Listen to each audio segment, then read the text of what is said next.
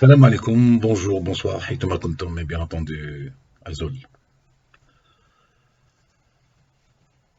صحة فطوركم، صحة سحوركم، صحة رمضانكم، حيثما كنتم.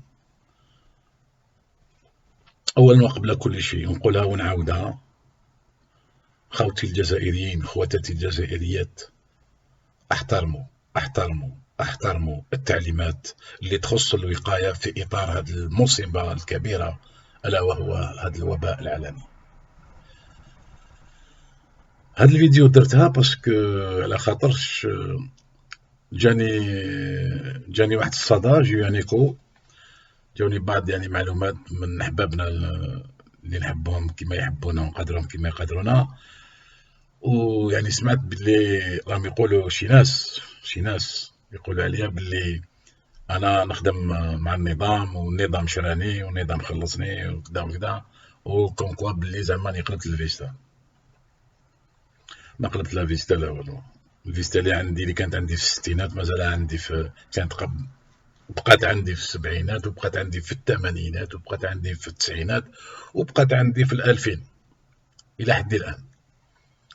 لا ميم شوز، لأن مسألة مبدأ، خصوصا عندما تخص مصلحة بلادي.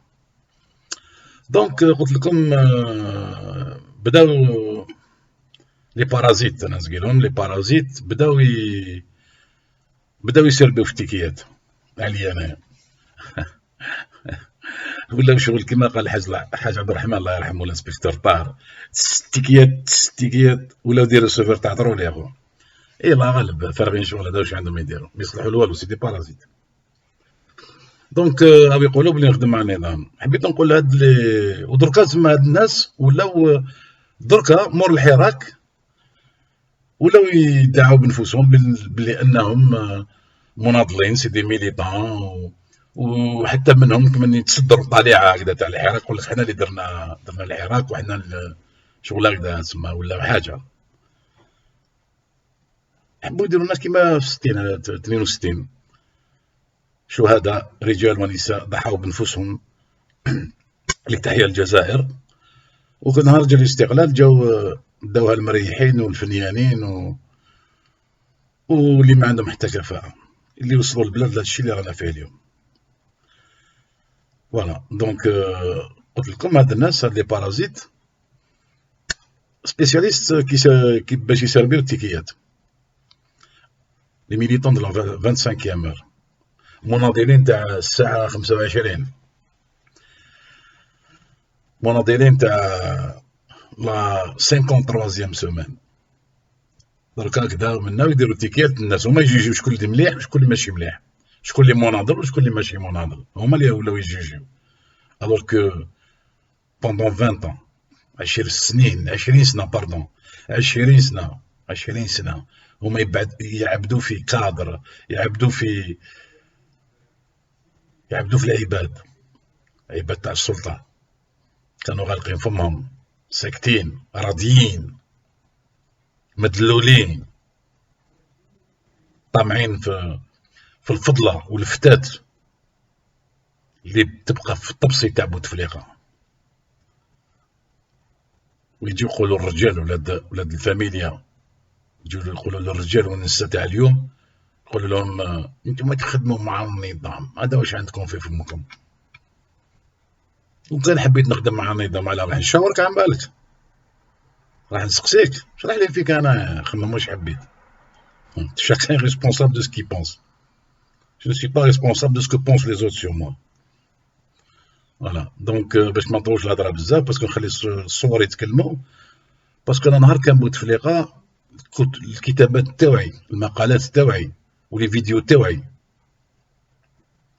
وتكلمت حتى على النظام البوتفليقي، تكلمت عليه حتى في لا تيليفزيون في امل تي في،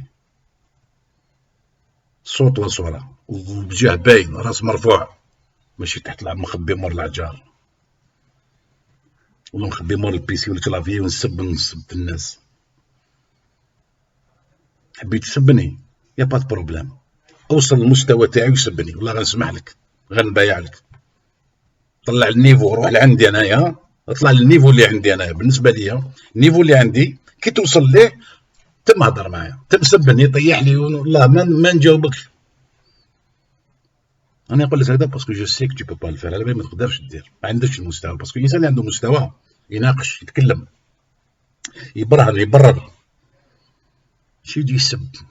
تقدم مع النظام، انت حركي، انت شيات، و هذوك لي كاليفيكاتيف اللي ما عندهم حتى معنى، التسميات اللي ما عندها حتى معنى، اللي ما تدي حتى الجهه، تخليك غير في الرداءة، دون لا ميديوكريتي. جاوبني من بعد سبني، جاوب في نفس المستوى تاعي ولا ما اكثر، تمسحها كي تسبني، نقول بون هذا يعرف خير مني ولا يعرف كيما انايا او موان.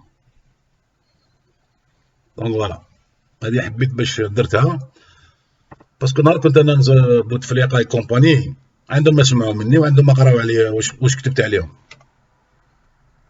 صوت وصوره. هذه هي.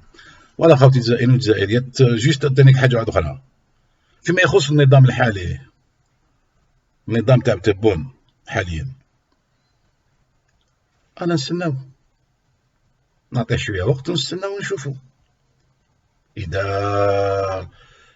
اذا الدعوه نشوفوها بدات تسقم، اللهم بارك، انا الاول نصفق ونجي مع النظام وندير فيديو ونقول راني مع النظام، نورمال. ولا شفنا نفس الاشياء، نفس الفساد وحاجه ما تبدلت، اذا عادوا عدنا، رانا هنا، ورقه وستيلو، فيديو، مواقع التواصل وكذا، ونخلقوا شبكات باش نحاربوا النظام تاع تبون. اذا كان هذا النظام تاع تبون شفناه باللي في نفس المسيره تاع النظام القديم، النظام البوتفليقي، هذا ما كان. باسكو تحبوا لا تكرهوا، نعاودها ونقولها، حبه من حبه وكره من كره. تبون بالنسبه للشرعيه القانونيه رئيس الجمهوريه الجزائريه، حبينا ولا كرهنا، ولو اني ما فوتيتش وكنت ضد الفوت، ولكن يا اخي كان جزائريين فوتاو عليه وانا احترم هادشي. دركا اسويفر، رانا هنا سي تبون، رانا يا خويا واقفين، انا نشوفو نستناو كيما تحب تدخل، كيما كنت تدخل واحد الوقت، اون جوجغا سور لو بيلان. يا خويا اذا الجزائر شفنا يا خويا شنو الاشياء بدات تسقم، اللهم بارك، انا نجي مع تبون، ونجي مع النظام، ونجي مع الصباع الازرق، ونجي مع الصباع الاحمر، ونجي مع الصباع الفيروزي، ونجي مع الصباع الاورانج، ولا حبيت كيما حبيت، يا باطل ما سنديرونش با، واللي يحب يهضر. الهضره باطل، الافعال سي سا كي كونت، حاجه واحده اخرى سا ميتيغال. باسكو كي يكثروا القوال كيما قلت لكم مع خطره، كي يكثروا القوال ينقصوا الافعال. الوغ إلي طون، وصل الوقت وين نقصوا من الاقوال ونكثروا من الافعال. هذه هي العقليه. فوالا خوتي الجزائريين والجزائريات، اللي تحبونا كيما نحبوكم ونقدركم كيما تقدرونا، نهدي لكم هذا الفيديو ليكم، سبيسيالمون ليكم، ونقول لكم تحيه الجزائر، وربي ان شاء الله يستر بلادنا. السلام عليكم، بون جورني، بون سواري حيثما كنتم، et bien entendu تنمير. au revoir.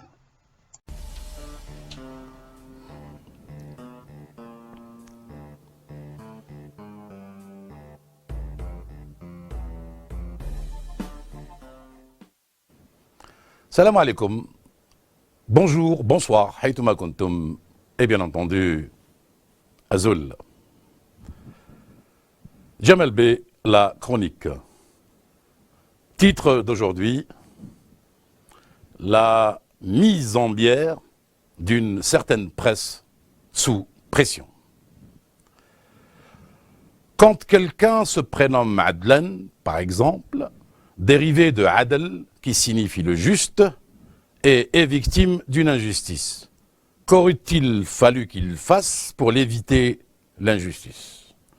Qu'il ignore ce que lui dicte sa conscience, qu'il abandonne sa quête de vérité, qu'il s'enferme lui-même de l'intérieur, qu'il soit éloquent dans son silence, qu'il parle et manifeste pour ne rien dire en faisant du surplace, qu'il pédale dans la semoule sans en faire tout un plat de couscous, qu'il ignore le contenu de la prière et qu'il dise Amen. Amen à tout un jeu de cartes truquées où les valets valent mieux qu'un roi étoilé.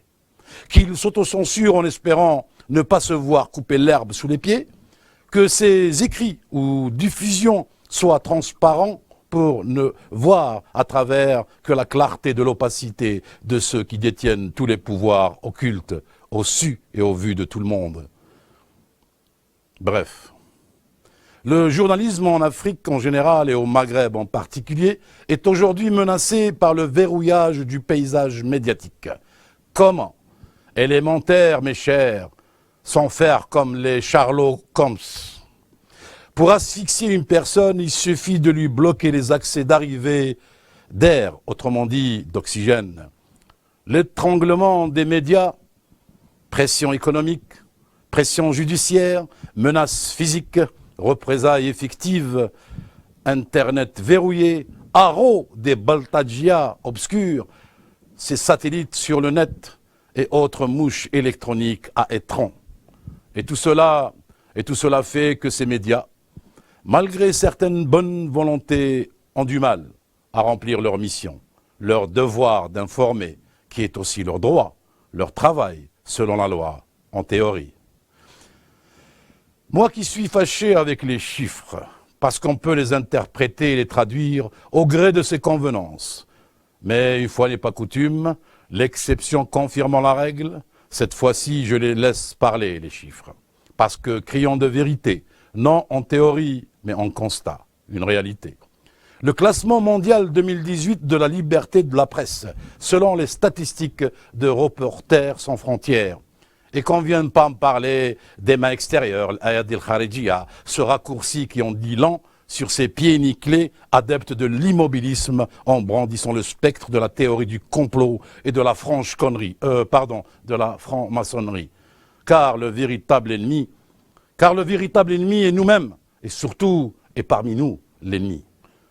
Heureusement, je sais à qui j'ai affaire. D'où l'adage « Dieu garde-moi de mes amis, mes ennemis, je m'en charge ». N'est-ce pas? Pour revenir aux statistiques de Reporters sans frontières, il a été constaté ce qui suit quant à la liberté de la presse en Afrique. La Tunisie est le meilleur élève du Maghreb qui maintient sa place de 97e sur les 180 pays retenus pour ce classement. Moyen. Le Maroc et l'Algérie continuent de s'enfoncer main dans la main, respectivement 135e et 136e. Je t'aime, moi non plus, vous avez deviné. Au niveau africain, la liberté de la presse au Maghreb est noyée en ce vaste continent qu'est l'Afrique. La preuve, la Namibie est 23e, suivi du Ghana, le Cap-Vert, l'Afrique du Sud, le Burkina Faso, le Botswana, la Mauritanie, le Niger. Je vous laisse gamberger et faire votre propre opinion. Enfin, passons encore. Aujourd'hui, il est question de Adlan Mellah et de la liberté d'expression et de la presse. Mais pas que. À travers lui, Adlan Mellah, à travers lui, il est aussi question de tous ces Africains, ces Maghrébins, inconnus, non médiatisés, qui croupissent toujours, muselés dans des geôles pour le seul motif d'avoir crié « liberté ». À l'image de Adlan Mellah, toutes ces victimes ne demandent pas à être pardonnées. Non, non, non. Ils demandent à être jugés équitablement selon ce que dit strictement la loi et non selon les humeurs de ceux qui dictent leur loi, celle écrite nulle part, celle qui ne dit pas son nom, dictatoriale et inique pour lui rajouter un prénom, celle qui souille l'honneur des innocents. Médiocre parodie où les vrais coupables deviennent juges dans un tribunal en pâte carton d'un film de Syrie Z. Parodie judiciaire. Tu l'ouvres, je t'enferme. Tu la fermes, toutes les portes seront ouvertes. Égard à mon téléphone, cet appareil devenu porte-parole de ceux qui dictent des verdicts en dehors des enceintes de la justice, à des juges, à la cécité et à la surdité sélective, ne voyant que leur plan de carrière et n'écoutant que le bruissement de la monnaie sonnante et trébuchante sur leur compte bancaire. Quand un juge quand un juge prononce une sentence envers une personne, que ce juge soit conscient que cette sentence s'applique aussi par ricochet aux proches de cette même personne. Et un juge sans conscience ne peut être qu'inique. Une véritable justice n'est pas une armée. Elle n'obéit pas aux ordres. Elle donne tort ou raison selon les textes de loi. Elle se renouvelle, elle se remet en question, elle s'adapte à son époque, d'où l'importance des jurisprudences. Jurisprudence si pauvre en ce vaste et riche continent qu'est l'Afrique. Pour l'instant, je m'arrête là. Vous voulez que je sois moins impertinent? Vous voulez que je sois moins impertinent? Ok, c'est simple, mais à une seule condition. Relaxez ceux que vous avez emprisonnés juste pour leur liberté de penser. Vous, dans la pensée, vous fait défaut, raison pour laquelle le mot liberté pour vous signifie danger, danger pour vos intérêts perso. La coque de la galère. Un bateau bourré de cocaïne et puis s'en va. Vogue la galère à l'image de celle que vit quotidiennement les éternels rameurs que nous sommes devenus, nous, le peuple. Et depuis, motus et bouche cousue. Pratique. Cela évite de boire la tasse, me diriez-vous. Quoique, c'est toujours ça. Alors, qu'est-elle devenue cette fameuse cargaison de 700 kilos de cocaïne dont on n'entend plus parler, comme l'enquête sur le crash de l'Ilyushin à Boufarik, au bilan catastrophique de 257 morts. Motus, ce que je vous disais. Néanmoins, pour revenir sur terre, ou plutôt sur mer, ce bateau a laissé des vagues, de grosses vagues déclenchant l'opération main propre. Cette opération tant espérée depuis l'indépendance. Enfin le régime reconnaît qu'elles étaient sales, les mains des gros bras qui ont porté haut ceux qui nous ont fait toucher le fond. Une opération main propre pour mieux noircir ce qui était déjà sale. Généraux limogés, généraux humiliés, généraux emprisonnés, mais généraux libérés. À croire qu'on est à Paris de 1944. Et tout cela sans que l'on sache le comment du pourquoi de ces va-et-vient, à croire que la justice algérienne est un interrupteur sur lequel on appuie avec un simple geste du pouce vers le bas ou vers le haut pour allumer ou éteindre. Quoique allumer quelqu'un en Algérie ou l'éteindre, cela revient au même. César y perdrait son latin vulgaire. Mystère et boule de gomme. Gomme nécessaire pour une constitution écrite au crayon et non à l'encre indélébile. Président de l'Assemblée populaire nationale, débarqué sans préavis ni éloge, mais avec tambour et trompette. Trompette que le peuple a fini par avaler au son des tambours de la retraite de ceux qui se disent de l'opposition. Accès au forum des élus du peuple, cadenassé, sans que quiconque dise « et on a assez ». À commencer par ces mêmes élus, dits du peuple, au goût de luxe ostentatoire et prononcé, qui ne veulent pas perdre en échange de leur motus et bouche cousue. Introduction d'un parachuté du régime pour remplacer illégalement le président d'une APN, Assemblée populaire nationale déjà bien moribonde, à l'image de celui qui a ou qui avait le pouvoir de mettre fin à cette mascarade. Posséder le pouvoir est une chose, avoir les capacités et les compétences pour le pratiquer en est une autre. Artistes, journalistes, sportifs, citoyens lambda, encellulés, pour ne pas dire autre chose, encellulés en attendant de leur trouver un chef d'inculpation qui viendra beaucoup plus tard, après leur arrestation par des gendarmes, plus procureurs qu'un procureur normal. Normal, ce mot devenu bateau pour justifier toutes les anomalies d'un régime qui navigue sans boussole mais qui tire à vue. Un général à la retraite se découvre sur le tard les vertus d'un justicier et le fit savoir via la presse écrite et autres réseaux sociaux. Son supérieur de l'époque, plus âgé que lui, toujours en exercice, le sermonne et le met en garde par médias interposés. Et boum, badaboum, comme par hasard, à l'issue de sa fronde, ce général à la retraite devenu proche du peuple s'approcha ou a été approché par la Mouatana, ce conglomérat dit d'opposition. Pourquoi? Pour qu'il devienne son vaguemestre? Pour qu'il devienne le responsable de son service de sécurité? Non, non. Il est vrai qu'on a avalé nos trompettes, mais cela ne veut pas dire qu'on n'a plus de souffle. Si cette approche a pour but de le désigner comme candidat de la Mouatana à la présidentielle, cela voudra dire tout simplement que le pouvoir n'a pas l'intention de déménager des casernes et que les kipis, el casquetat, n'ont pas la volonté de changer de tête, tête de la méduse qui règne à ce jour. Haj Moussa, Moussa el Haj, kif Boriko, ou bien Harab mel Habs tahfi Babou, pour ne pas dire Harab mel Kazerna tahfi Baba. Il voulait fuir la prison pour ne pas dire la caserne. Il s'est retrouvé en train de toquer à ses portes. Le peuple. À croire que le régime sème le désordre et les partis dits d'opposition l'organisent, le désordre. Et pendant ce temps, le peuple continue à récolter toutes les misères dans tous les domaines. À 3 mois d'une présidentielle, à ce jour, le peuple n'a aucun candidat à se mettre sous la dent. Tout est avarié.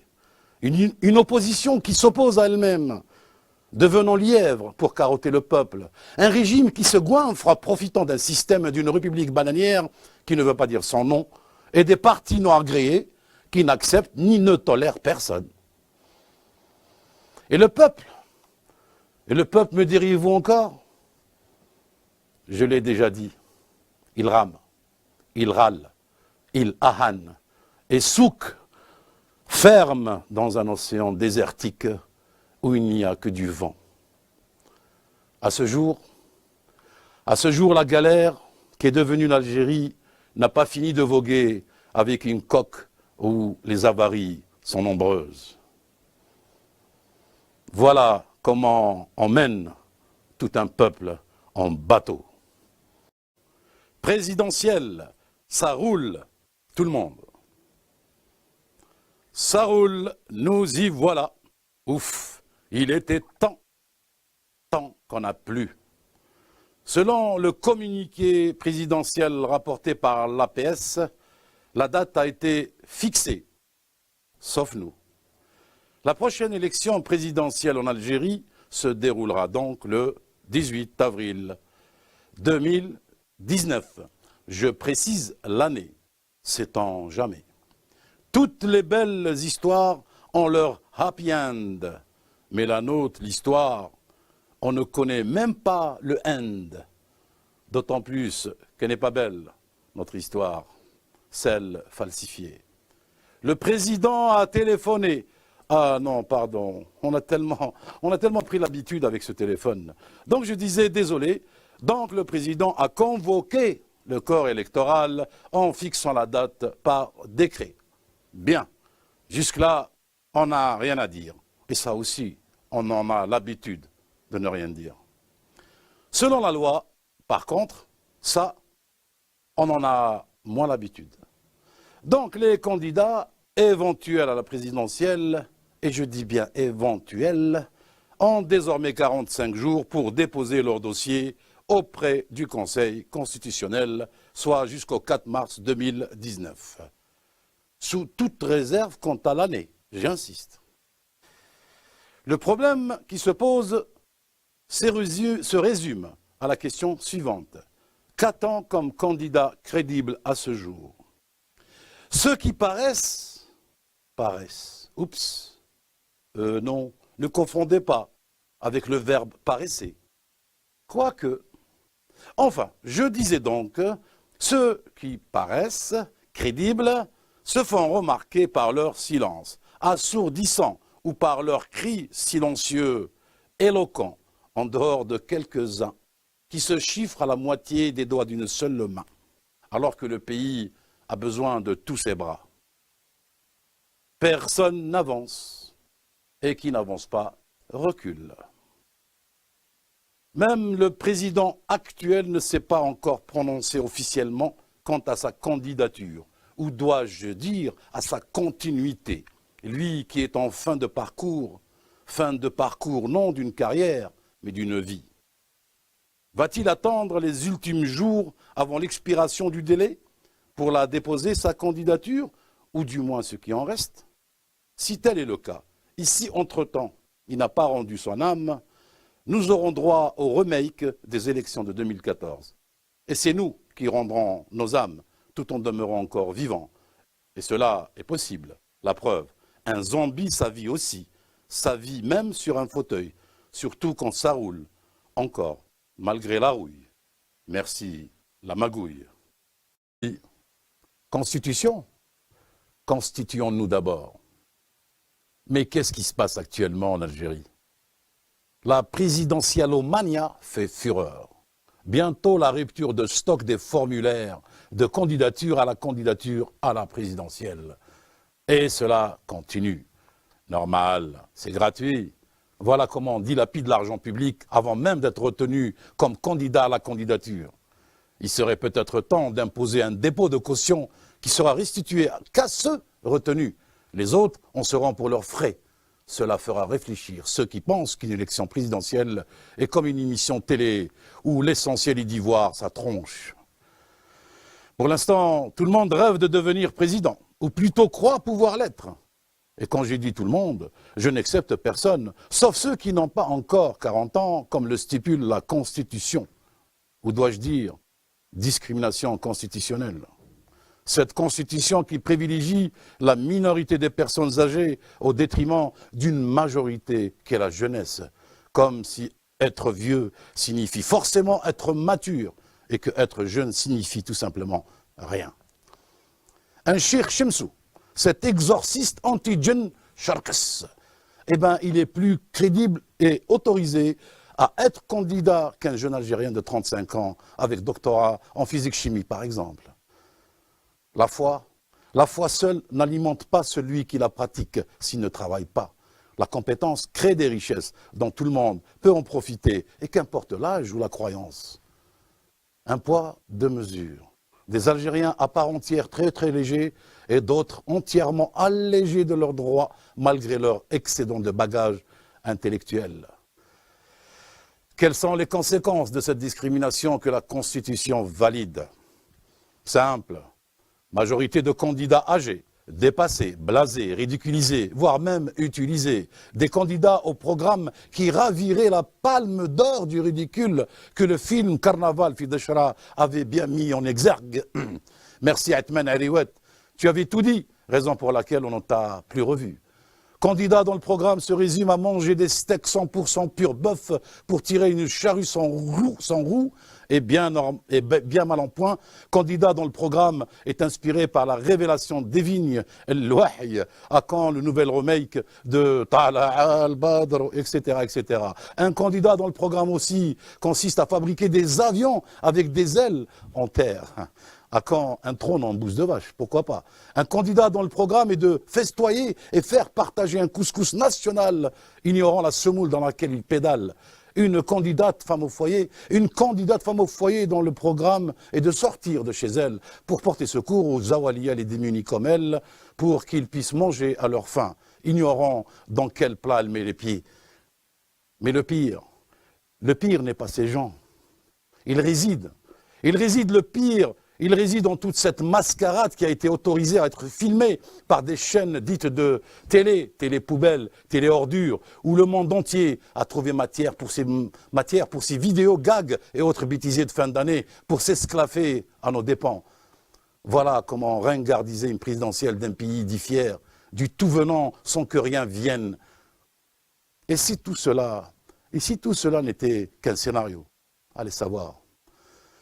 Le plus haut gradé de l'armée promet qu'il veillera à la transparence et au bon déroulement des élections, comme si le ministre de l'Intérieur n'existe pas, ou que cela ne le concerne pas. Alors que c'est dans le cadre de ses prérogatives, ce ministre, d'expliquer et de mettre en place les mesures qui seront prises en partenariat avec les divers partis et partisans des candidats libres retenus. Pourtant, ce haut gradé avait promis que l'armée ne se mêlera pas de politique. Peut-être faisait-il allusion aux généraux à la retraite, qu'ils y restent en retrait de la politique, selon ses sommations à leur encontre. Et dans ce cas, on aura compris la teneur de sa promesse qui sera tenue, ça c'est sûr. Vu ainsi, j'y crois à cette promesse. Et cette haute instance indépendante de surveillance des élections, HIISE, instaurée en 2016 pour, je cite, veiller à la transparence, la probité et la neutralité du scrutin. Waouh! Ça résonne lourd à défaut de poids. Elle sert à quoi alors cette haute instance? Elle sert à quoi? Tenez par exemple, lors des scrutins, il est stipulé que sa mission, à cette haute commission, il est stipulé que sa mission de surveillance s'achève avec la fermeture des bureaux de vote.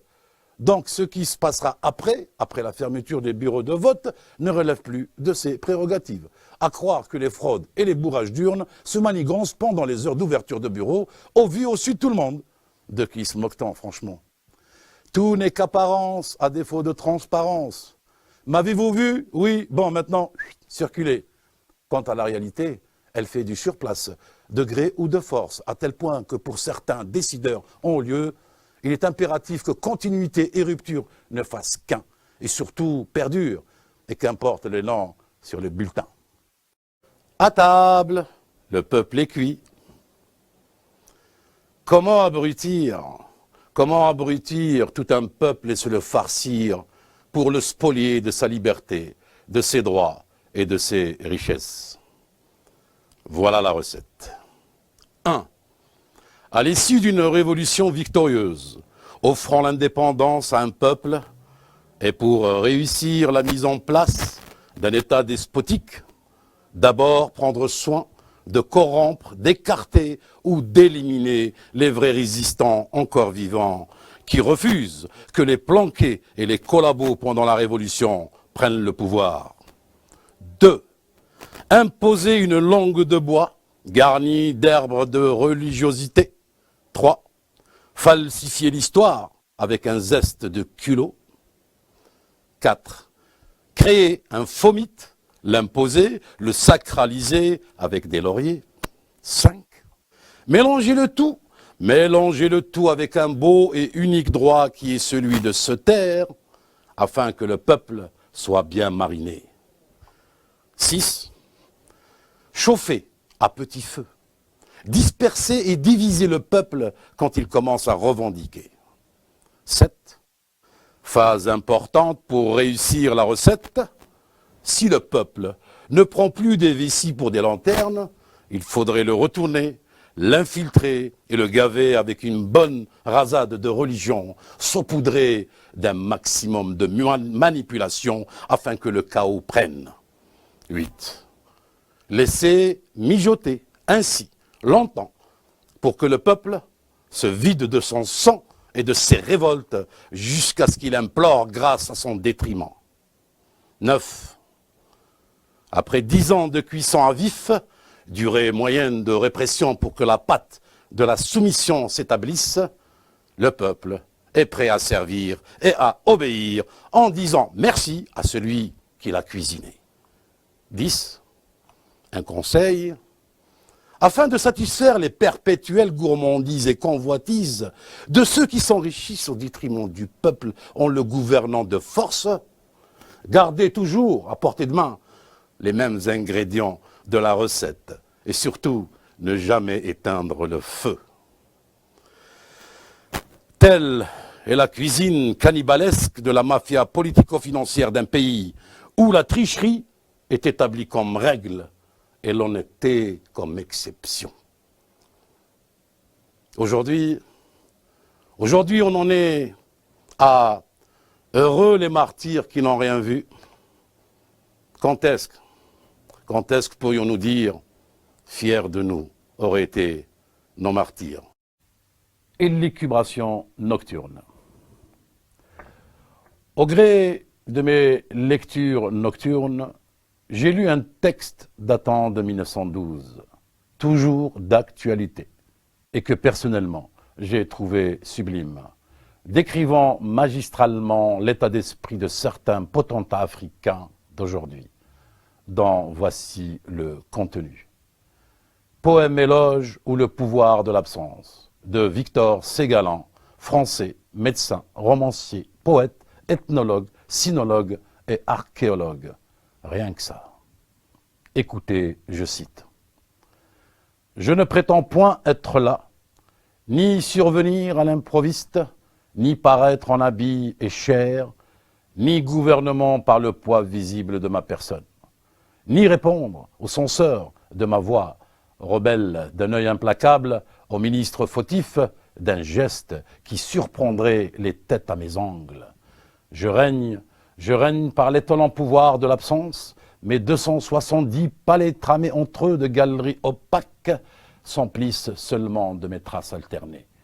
Et des musiques jouent en l'honneur de mon ombre, des officiers saluent mon siège vide. Mes femmes apprécient mieux l'honneur d'une nuit où je ne daigne pas, égal au génie qu'on ne peut récuser, puisqu'invisible, nulle arme ni poison ne saura venir ou m'atteindre. M'inspirant de ce texte sublime, sur le papier, j'en ai couché un autre décrivant notre réalité moribonde, avec ma modeste plume, espérant relater ce qui me paraît vrai, en respectant les rimes. Voilà son contenu, ni prétention, ni frime. L'éloge vide. Moi, président à vie, je ne cherche point à vous surprendre, puisque je suis invisible. Je vous commande sans compte à vous rendre, y compris toute la smala qui à mes bottes tremble,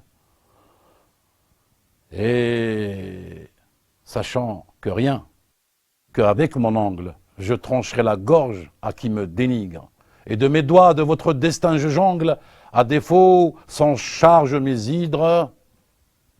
J'étais président devenu aujourd'hui roi, même absent, ma présence est imposée à un peuple en désarroi dans une république supposée. Et pourtant, j'ai droit à toutes les musiques du monde, avec ma surdité, à défaut d'entendre, je fais semblant d'écouter. Ce peuple qui n'a de cadre que mon image moribonde, noyauté, le peuple par mes hydres qui salue mon incapacité. Je suis un génie puisqu'invisible, me récuser deviendrait un blasphème. Alors votez encore pour moi et tout sera possible. Sur le trône même mort que je suis, je demeurerai votre guide suprême. Voilà, j'ai fini. Libre à vous de tirer à vue sur l'aveugle que vous pensez que je suis. Non, encore un dernier point, point qui n'empêche pas mon regard. À quand l'extinction de ce second souffle, autrement dit, le souffle des seconds couteaux qui empêche le doyen de mourir en paix, et nous, enfin, de pouvoir respirer, vivre et véritablement espérer. Le monde allant vers. Le monde dans lequel nous vivons aujourd'hui me laisse dubitatif. Nous vivons à l'ère des technologies exponentielles, où ce qui est moderne aujourd'hui deviendra obsolète demain. Un futur qui s'éloigne à mesure qu'on s'en approche, d'où l'absence d'horizon, comme la vérité, imitant l'Arlésienne. Elle aime ses courtisans, mais les fait courir, rêvant de la toucher. Et c'est tant mieux ainsi. Alors je cours pour au moins vous toucher. Cette technologie numérique nous donne l'impression que le monde va vite. Oui, vite, à tel point que l'être humain doucement recule, devenant virtuel, avec un pseudo ou une adresse email, où le sens du toucher est remplacé par le mot tactile, car plus rapide. Il suffit de faire clic ou faire glisser son doigt, rapide et sans effort, et on a une multitude d'interlocuteurs qui, l'espace de quelques instants, vous laissent croire que vous n'êtes pas seul. Mais il est dit que le clown est triste quand le spectacle est terminé. Allez dire à un smicard qui, lui, est réel, Si le monde va vite quand il s'agit de boucler ses fins de mois, allez dire à un malade de longue durée, dont la vie devient de plus en plus courte, s'il trouve le temps moins lent en combattant quotidiennement le mal qui le ronge avec le mince espoir de le vaincre. Allez dire à un chômeur aux 1000 CV envoyés sans réponse, s'il pense que le temps est un champion du monde du 100 mètres. La technologie va vite, il est vrai, mais les discours politiques, par exemple, de tous bords, par contre, eux, demeurent archaïques, en faisant du surplace sans aucune vision d'avenir. Rétro-pédalage, yeux rivés sur le rétroviseur de l'histoire, pour recopier son contenu, surtout son côté obscur, oubliant de voir devant. Des guerres de religion modernes qui ne disent pas leur nom, sous couvert d'une démocratie, d'une laïcité ou d'une charia via les adeptes du veau d'or. Et l'un dans l'autre, on finit par nous enfanter un monstre qu'est le terrorisme à tous les coins du monde et dire qu'à la base, ce monde était normalement rond. Mais où va le monde? Le berger, le chien, le loup et le troupeau.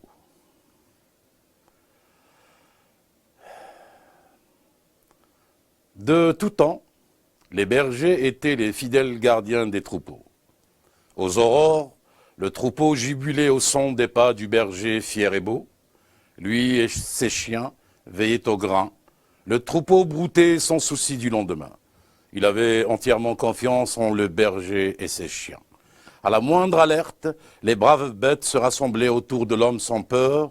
Il lui suffisait de brandir son bâton pour faire détaler le plus audacieux des prédateurs. Jusqu'au jour où, mine de rien, et petit pas dont lui seul avait le secret, un grand méchant loup s'incrusta dans cette communauté paisible et heureuse dans les prés.